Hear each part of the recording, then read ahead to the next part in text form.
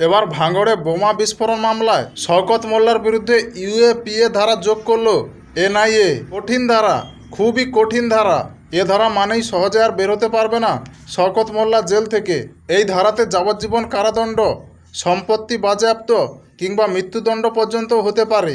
এবার শওকত মোল্লার দিদি এ বিষয়ে কি বলবেন? ভোটের সময় তার এলাকায় গিয়ে শওকত মোল্লার বিরুদ্ধে যেভাবে বলেছিল না, আমি যদি বাঘ হই তাহলে শওকত মোল্লা আমার ডান হাত। তাই শওকতকে যারা ফাঁসানোর চেষ্টা করছে বা মারার চেষ্টা করছে তাদেরকে আমি ছাড়বো না। তখন নাকি শওকত মোল্লার বিজেপি পুলিশ কেড়ে নিয়েছিল, সিকিউরিটি কেড়ে নিয়েছিল।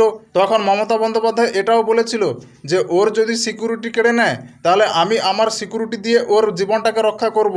এবার সেই মমতা দিদি কোথায় গেল? এবার ওর পাশে গিয়ে দাঁড়াক? মনে তো হচ্ছে যাবে না, কারণ মমতা দিদি তো অভিনয়টা ভালোই করতে পারে। এখন হয়তো বলবে আমি ওকে চিনি না, আমি ওকে কোনো প্রতিশ্রুতি দেইনি, তাই আমি কেন ওর পাশে যাব।